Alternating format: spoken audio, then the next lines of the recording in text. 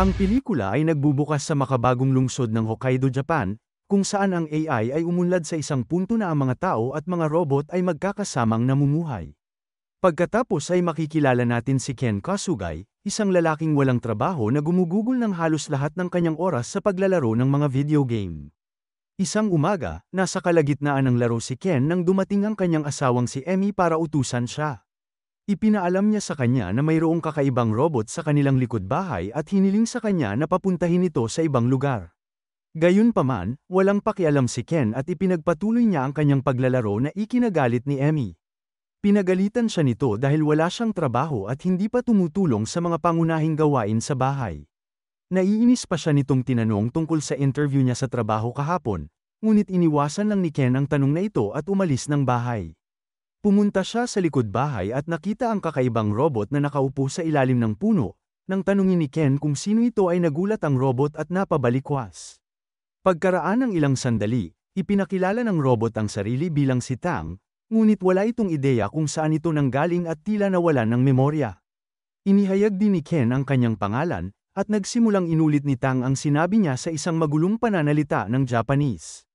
Kasunod nito ay dinala ni Ken ang robot sa isang malapit na junk shop para itapon. Sinabi ng may-ari na paghihiwalayin niya ang mga pyesa at ibebenta kaya nagpa siya si Ken na iwan ito doon. Habang siya ay naglalakad palayo, paulit-ulit na tinatawag ni Tang ang kanyang pangalan ngunit hindi niya ito pinapansin at nagpatuloy sa kanyang paglalakad. Gayunpaman, agad na nakatakas ang robot sa junk shop at nagsimulang sumunod sa kanya. Maya-maya ay nasa bahay si Emmy nang makatanggap siya ng tawag mula sa ospital, kung saan dapat may interview si Ken para sa isang intern kahapon. Sa kanyang pagkabigla ay nalaman niyang hindi nagpakita doon ang kanyang asawa, at sa sandaling ito ay dumating si Ken sa bahay kasunod si Tang. Ang robot ay mausisa na sinusuri ang mga larawan sa sala at nagsimulang kumuha ng ilang mga tissue mula sa mesa. Samantala, ang galit na si Emmy ay hinarap si Ken tungkol sa kung bakit hindi siya dumalo sa job interview kahapon kung saan sinagot niya na nakalimutan niya. Sinabi niya sa kanya na huwag mag-alala tungkol sa pera dahil ibinigay sa kanila ang mana ng kanyang ama. Ngunit lalo lamang nabigo si Emmy at ipinahayag kung gaano na siya napapagod sa kanyang isip bata na pag-uugali. Dahil sa sobrang galit, kinuha niya ang isang antigo na orasan mula sa mesa at binasag ito sa sahig. Ito ay labis na ikinalungkot ni Ken dahil ang orasan ay regalo ng kanyang yumaong ama. Gayunpaman, sinabi sa kanya ni Emmy na oras na para umayos siya at magpatuloy sa buhay. Pagkatapos ay pinalayas niya si Ken sa bahay, at sinundan din siya ng tapat na robot. Nang maglaon ay makikita natin silang dalawa sa hintuan ng bus, at labis na nag-aalala si Ken sa kanyang sitwasyon. Habang iniisip niya kung ano ang susunod na gagawin, napansin niya ang isang uri ng likidong tumutulo mula kay Tang. Ang mausisa na si Ken ay binuksan ang robot at nakita ang 2-bit systems na nakasulat sa loob. Lumalabas na ito ang pangalan ng isang kumpanya na siyang nangungunang tagagawa ng Android sa bansa. Matapos suriin ang website ng kumpanya, natuklasan ni Ken na nag-aalok sila ngayon ng mga bagong robot kapalit ng mga luma. Pagkatapos ay nakaisip siya ng ideya at nagpa siya na ipagpalit si Tang para sa isang mas mahusay na robot na makakatulong sa gawaing bahay. Dahil naniniwala siya na kung iregalo niya ito kay Emmy, patatawarin siya nito at muling tatanggapin sa kanilang bahay. Kasunod nito ay nagpa siyang pumunta sa Fukuoka kasama si Tang, kung saan matatagpuan ang punong tanggapan ng 2-bit systems. Sa eroplano, isang batang nakaupo sa harap ni Ken ang naghagis sa kanya ng mga matatamis na pagkain. Sinabihan niya ito na huminto, ngunit ipinagpatuloy ng bata ang kanyang maling pag-uugali. Dahil galit na galit ay tinawag ito ni Ken na isang sutil na bata, at binanggit din ni Tang ang parirala ng paulit-ulit. Lumikha ito ng nakakahiya na sitwasyon dahilan para magalit si Ken sa robot, tinawag niya itong basura at nagbanta na itatapon siya. Ngunit ang kanyang mga salita ay nagpalala lamang sa sitwasyon dahil ang naiinis na robot ay nagpalabas ng singaw mula sa kanyang ulo. Sa sumunod na eksena, dumating sila sa opisina ng 2-bit kung saan sinubukan ni Ken na ipalit si Tang sa isa sa mga pinakabagong modelo. Gayunpaman, sinabi sa kanya ng receptionist na ang robot ay hindi bahagi ng kanilang sistema at naglalaman lamang ng ilang bahagi mula sa kanilang kumpanya. Humingi ito ng paumanhin at ipinaliwanag na hindi nila maproproseso ang palitan. Samantala, isang lalaking nagngangalang Shinji ang umiikot sa pasilidad kasama ang ilang bata. Nang makita ng mga batang ito si Tang, mabilis nila itong pinuntahan at kinuna ng litrato, na tila sila ay nabighani sa robot. Ipinakita ni Tang ang kanyang pagiging mabait sa pamamagitan ng pagliligtas sa isang kulisap na malapit ng mamatay. Nang makita ito, humanga si Shinji at lumalabas na isa siya sa mga punong taga-disenyo ng robot sa Atubit. Humingi siya ng pahintulot na suriin ang robot, at pumayag naman si Ken. Pagkatapos ay dinala sila ni Shinji sa kanyang opisina, doon ay nakita niya ang isang transparent na tubo na puno ng dilaw na likido na nasa loob ni Tang. Napansin niyang may maliit itong bitak dahilan para tumulo ang likido. Napagtanto ni Shinji na ito ang gasolina ni Tang kaya gumamit siya ng pangunang lunas upang pansamantalang ayusin ito gayunpaman, binalaan niya si Ken na kung mauubos ang likido ay masisira ang robot. Napansin niya na si Tang ay napakatalino at mukhang nakakaranas ng iba't ibang emosyon na parang tao, binigyang diin din niya na napaka-espesyal ng robot at hinihimok si Ken na alagaan ito. Samantala, mapapansin natin na may nanonood sa kanila sa isang monitor sa pamamagitan ng camera ni Tang. Sumunod ay binanggit ni Shinji ang tungkol sa kanyang kaibigan na si Atsuki rin na isang dalubhasa sa robotics. Ibinunyag niya na nakatira ito sa Shenzhen, China at hinihimok si Ken na bisitahin ito dahil siya lang ang tanging paraan para maayos si Tang. Naiinis ang ating bida dahil ayaw niyang bumiyahe ng ganoon kalayo. Ngunit nang ipaliwanag ni Shinji na ito ang tanging paraan upang mailigtas ang robot ay atubili siyang sumang-ayon. Pagkalipas ng ilang oras, dalawang misteryosong lalaki ang dumating sa opisina ng Atubit at hiniling ang lokasyon ni Tang kay Shinji. Mukhang delikado ang mga ito kaya ang natatakot na si Shinji ay nagtapos sa pagbubunyag ng impormasyon.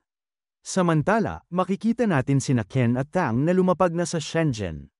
Bumisita sila kay Atsuki kinabukasan at mukhang natutuwa siyang makita sila. Pagkatapos ay magiliw niyang niyakap si Tang na sinasabing sabik siyang naghihintay na makita ang robot. Habang nag-uusap sina Atsuki at Ken, napansin ni Tang ang isang remote control na kotse sa di kalayuan at hinabol ito. Gayunpaman, ito pala ay isang bitag dahil ikinulong ng dalawang lalaking misteryoso ang robot sa kanilang van bago nagmaneho. Nang mapansin ito nila Ken, sinundan nila ang sasakyan ngunit hindi na nila ito nahabol. Sa kabutihang palad ay nagawa ni Atsuki na itapon ang kanyang ID card na may GPS tracker sa van. Pagkatapos ay mapapansin natin na may sumusubaybay muli sa sitwasyong ito gamit ang camera ng robot.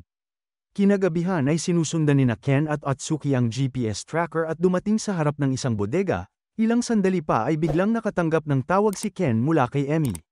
Sinabi niya sa kanya na hindi na niya siya kayang alagaan pa at inamin na ang kanyang pagkawala ay nagpaginhawa sa kanyang pakiramdam.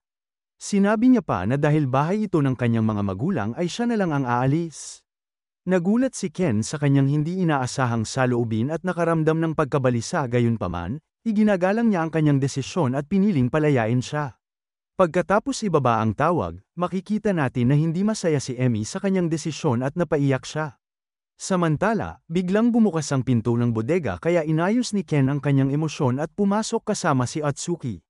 Napansin nila ang dalawang mandurukot na paakyat sa itaas para kumuha ng beer. Sinasamantala nila ang pagkakataon na ito at mabilis na kinuha si Tang at naghandang umalis. Ngunit ilang sandali pa ay lumitaw ang isang lalaking nagngangalang Dr. Kato na ipinakilala ang kanyang sarili bilang boss ng mga dumukot. Pinigilan niya sila sa pag-alis at nagpatuloy sa pag-inspeksyon sa mga bahagi ni Tang. Agad niyang nakilala ang mga bahagi at binulungan ang kanyang sarili na si Propesor Baba ang tiyak na lumikha sa robot na ito. Ilang sandali pa ay dumating ang dalawang tauhan ni Kato at hinuli si Tang. Sa oras na yun ay sinabi ni Ken na hindi niya kailangan ng basura ang robot at sinusubukan pa nga niyang itapon ito. Nang marinig ito ay nagalit si Tang at nagsimulang magpalabas ng singaw mula sa katawan niya tulad ng ginawa niya sa eroplano. Dahil dito ay nalito ang dalawang tauhan kaya binitawan nila ang robot. Lumalabas na plano pala ito ni Ken upang magdulot ng kaguluhan. Silang dalawa ni Atsuki ay mabilis na nagsimulang lumaban sa mga mandurukot. At sa huli ay nagnakaw si Atsuki ng taser gun mula sa isa sa mga lalaki at pinatumba ito. Sumunod ay itinutok niya ang baril sa natitirang dalawa at hinimok si Ken na tumakas kasama ang robot. Pagkatapos nito ay tumakas si Ken sa bodega kasama si Tang, ngunit napansin niya na may tumutulo sa katawan ng robot. Sa oras na yun ay nakatanggap siya ng isang video call mula sa isang hindi rehistradong numero. Nang sinagot niya ito pala si Propesor Baba na siyang lumikha kay Tang. Tuwang-tuwa si Baba nang makita ang robot at tinawag itong James. Pinasalamatan niya si Ken sa pag-aalaga sa kanyang anak at inanyayahan niya silang pumunta sa isla ng Miyakojima. Inihayag din niya na ang robot na ito ay may kapangyarihang baguhin ang mundo at nangangako na aayusin ito. Sa sumunod na eksena, dumating sina Ken at Tang sa isla ng Miyakojima at umupo upang humanga sa magagandang tanawin. Sa panahong ito ay nagkwento si Ken sa robot tungkol sa kanyang masaklap na nakaraan na inihayag na gusto niyang maging isang doktor at minsan ay nagtrabaho bilang isang medikal na intern. Gayunpaman isang araw, ang kanyang ama ay naaksidente at ipinasok sa silid ng ospital. Dahil lahat ng mga doktor ay nasa labas, ang mga nurse ay umasa kay Ken at nagtanong kung ano ang dapat nilang gawin. Ngunit sa sobrang takot niya ay natigilan lang siya at hindi nakasagot.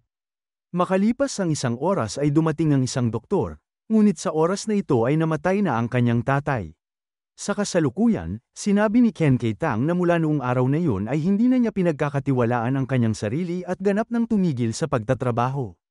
Inilarawan niya ang kanyang sarili bilang walang kwentang tao at nabigo lamang niya ang kanyang asawa sa mga nakaraang taon. Nang marinig ito, si Tang ay nakiramay sa kanya at nagpakita ng isang masayang sayaw upang pasiglahin ang kanyang nararamdaman na ikinatuwa ni Ken. Ilang sandali pa ay dumating ang dalawa sa bahay ni Baba, kung saan magiliw silang binati ng propesor. Pinasalamatan niya si Ken sa pagdala doon kay James at ibinunyag niya na ang robot ay nawawala ng maraming taon matapos ang aksidente sa isang laboratorio. Pinalitan ni Baba ng bago ang tubo sa katawan ni Tang na nagpapaliwanag na ang mga nilalaman nito ay bioethanol fuel na nagmula sa kalapit na tubo. Gayunpaman, mukhang hindi nasisiyahan si Tang na makita ang propesor at sinubukan na magtago sa likod ni Ken para sa proteksyon. Alam ng huli na wala siya sa posisyon na kunin ng robot at nagpatuloy na umalis. Kumapit si Tang sa kanyang mga paa at nagmakaawa na isama siya, ngunit hindi ito pinansin ni Ken nang may mabigat na puso at lumakad palayo. Pagkaraan ng ilang sandali ay nakasalubong ni Ken si Dr. Kato, na papunta sa bahay ng propesor. Nag-alala siya nang matuklasan niyang ibinigay ni Ken si Tang sa propesor. Si Kato ay nagsimulang magkwento ng isang aksidente na naganap 5 taon na ang nakararaan. Inihayag niya na minsan ay nakatrabaho niya si Baba sa robot na si James, na isang proyekto ng robot ng militar. Sa isang sesyon ng pagsasanay sa pagbaril, ang isa sa mga robot ay nagkaroon ng takot at nagsimulang magpanik bago patayin ang lahat. Lumalabas na ang robot ay nakabuo ng mga emosyon, na nakita ni Baba bilang isang pambihirang tagumpay sa artificial intelligence. Nais niyang panatilihin ang tagumpay na ito para sa kanyang sarili, kaya inalis niya ang Eurochip mula kay James at ikinabat ito sa isa pang robot na ginawa niya. Pagkatapos noon, sinunog niya ang laboratorio at tumakbo palayo doon. Ibinunyag ni Kato na ilang taon na nilang hinahanap ang propesor para arestuhin siya. Nang marinig ang lahat ng ito, kinuha ng nag-aalalang si Ken ang kotse ni Dr. Kato at nagmadaling umalis upang iligtas ang kanyang kaibigan. Bumalik sa bahay, sinusubukan ni Baba na kunin ang Eurochip mula kay Tang, ngunit ang natatakot na robot ay tumakbo palayo sa kanya. Maya-maya ay dumating si Ken doon at dumiretso siya sa loob ng lab. Nagawa niyang mahanap si Tang at ang dalawa ay nagtangkang tumakas, ngunit mabilis na isinara ni Baba ang lahat ng mga pinto gamit ang kanyang computer system. Sa sandaling ito, dumating din si Dr. Kato, ngunit siya ay natigil sa labas at hindi makapasok sa lab. Kasunod nito, ipinaalam ni Baba kay Ken na pinagmamasdan niya siya sa kamera ng robot sa buong panahon. Tinawag niya itong mahinang nilalang dahil sa pagiging suplado sa nakaraan at hindi kayang buhayin ang kanyang pamilya. Pagkatapos ay ibinunyag niya ang kanyang masamang plano ng paggamit ng katalinuhan ng robot para maging pinakamakapangyarihang tao sa mundo. Pagkatapos, nilapitan ng propesor si Tang gamit ang isang palakol, ngunit pinigilan siya ni Ken. Nagtataka si Baba kung bakit tinutulungan niya ang isang robot, na isa lamang makina, ngunit sinabi ni Ken na kaibigan niya si Tang, hindi nagustuhan ng propesor ang sagot at inatake siya ng robotic arm, ngunit nagtulungan sina Ken at Tang para agawin ito. Sa huli, hinampas ni Ken ang matanda gamit ang parehong braso, at nawala ng malay. Ngunit nang tila wala ng panganib, isang mabigat na aparador ang nahulog sa malapit at si Tang ay naipit at durog sa ilalim nito. Nagmamadaling iniligtas ni Ken ang robot, ngunit tumutulo ang gasolina nito, na naging dahilan upang hindi ito makagalaw. Sinubukan ni Ken na palitan ang fuel tube, ngunit hindi pa rin nagigising si Tang, nang mapagtanto na hindi niya ito magagawa ng mag-isa. Tinawagan niya si Kato at inutusan siya ng huli na tingnan kung nakakonekta ang cable sa baterya nito. Naputol ang kordon, kaya kumuha si Ken ng kalapit na kasangkapan para ayusin ito. Pagkatapos ay sinabihan siya ni Dr. Kato na i-connecta ang core unit sa susunod. Mayroong dalawang socket, at tinanong ni Ken kung alin ang gagamitin, ngunit sabi ni Dr. Kato na si Baba lang ang nakakaalam nito. Nagbabala siya na kapag nabigo siya, magkakaroon ng short circuit at masisira si Tang. Iniwan nito si Ken sa isang malagim na sitwasyon at iniisip niya kung dapat niya itong gawin o hindi.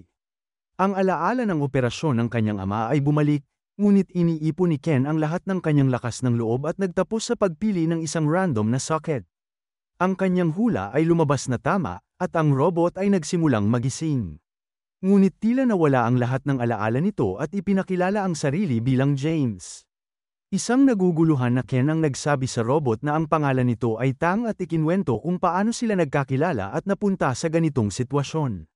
Nakapagtataka, ibinabalik nito ang mga alaala ni Tang, na nagpapahiwatig na maaari itong makaramdam ng mga emosyon. Sa wakas ay tinawag nito si Ken sa kanyang pangalan at sinabing mahal niya ito. Tuwang-tuwa ang lalaki nang marinig ito at tumugon na mahal din niya si Tang. Sa susunod na eksena, maraming pulis ang dumating sa bahay at inaresto si Propesor Baba.